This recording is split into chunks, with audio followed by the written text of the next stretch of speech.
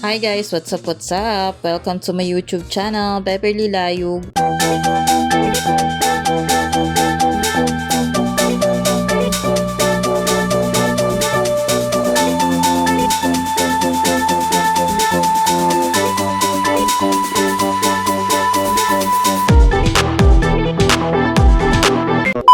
So papunta nga pala ako niyan guys sa tindahan para magpa-cash out dahil for today's video ay magpapa-check up kami ng tenga ng aking panganay. Dahil sa sobrang bait at sobrang masunurin na bata ay naistaka ng bulak ng cotton buds yung kanyang tenga. Kaya pala mga ilang araw ko na siya napapansin na tahimik lang. Kung hindi ko pa siya kinumpronta, tinanong kung bakit siya ganyan, kung bakit siya matamlay, hindi pa niya aaminin na may kasalanan na pala siyang nagawa. Tinry ko pa sungkitin yan sa tenga niya guys, kaso lang hindi na talaga masungkit dahil nasiksik na talaga sa pinakadulo ng tenga niya. At umorder pa nga ako ng pang airfix sa TikTok, yung may camera, dahil naisip ko mahal talaga magpa-ENT, mahal talaga magpa-check up ng tenga. Diyos ko, nangyari na rin kasi yan sa kanya dati guys. 1,500 din yung binayad namin, kakaloka. Sa sobrang bait, hindi talaga nadala, naulit pa. So ayun na nga guys, nandito na kami sa tricycle at daladala namin yung 2 bulinggit dahil walang maiwanan. At kasagsagan pa ng ulan guys, grabe ang lakas ng ulan. Tingnan nyo naman si Shanshan sa sobrang sakit ng tenga niya, talagang nakahiga na siya doon sa likod ng tricycle. Kaya nga pa na yan, sabi ko sa kanya na umayos siya ng upo, baka malaglag siya.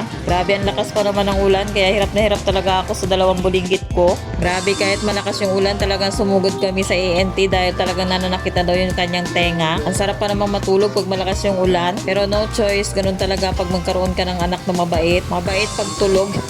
Ewan ko na lang talaga sa panganay ko na to, napakatigas ng ulo. Unang nangyari sa kanya yan guys, talagang sinabihan ko siya na pag kumati yung tenga niya, sabihan niya ako para mapatakan namin ng gamot yung tenga niya. Pero wala talaga dahil nga mabait. Ayan, tuwing kumakati yung tenga niya, hindi niya sinasabi. Ang ginagawa niya, kumukuha ng cotton buds, sinutusok na tinutusok hanggang sa maiwan yung bulak sa tenga niya. Kaya ang ginagawa ko talaga, tinatago ko na lang yung cotton buds para wala siyang makita. Pero minsan kahit anong tago ko, talaga nakikita niya.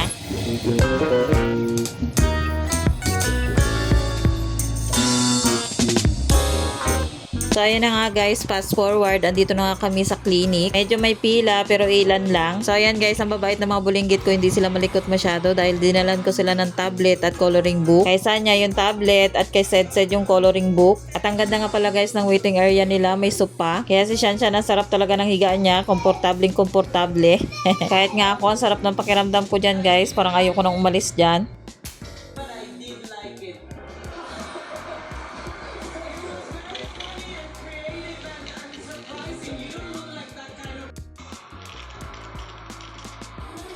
So ayan na nga guys, tinawag na kami at pumasok na kami sa loob. Grabe ang kukulit ng mga bataan ko dyan guys.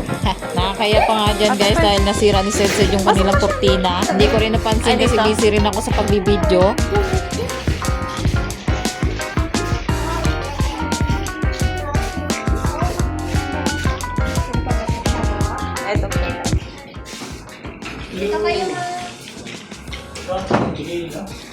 San Andre.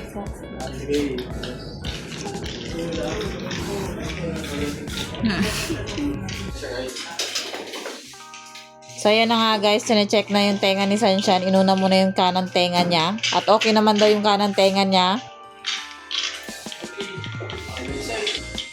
At ayan na nga tayo sa exciting part. Nga po.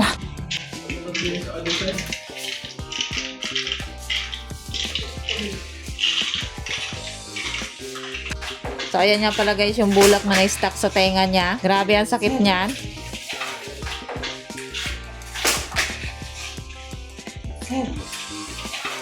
At napakagaling talaga, hindi lang isang bulak yung na-stuck, kundi 2. Dahil sabi ni Doc, may nakita pa daw siyang isa. Tiis lang.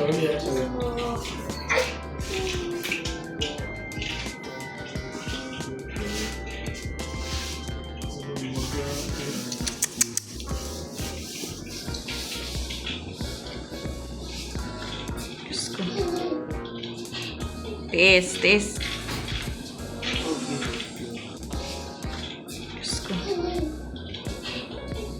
Tiis. Tagal na to. Opo, nung nag-start daw po niyan, August 6. August 4 daw po nag-start yung sakit.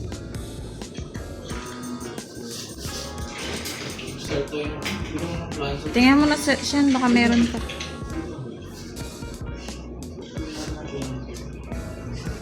So ayan guys, wala na daw, sabi ni Doc. Grabe, ang bilis lang nakuha. So waiting na lang kami guys sa reseta ni Doc. So niresetahan nga pala siya dyan guys ng pangpatak sa tenga, pangkirot, at saka yung pang ano sa ilong. Dahil sa super mahal nga guys, ayan, ang binili ko lang yung pampatanggal lang ng kirot. Dahil meron kaming ginagamit na pampatak sa tenga niya dito sa bahay. Grabe, umabot din ng 1,600 plus yung binayaran ko. So ayan, fast forward, pauwi na kami. At ang lakas pa rin nga ng ulan.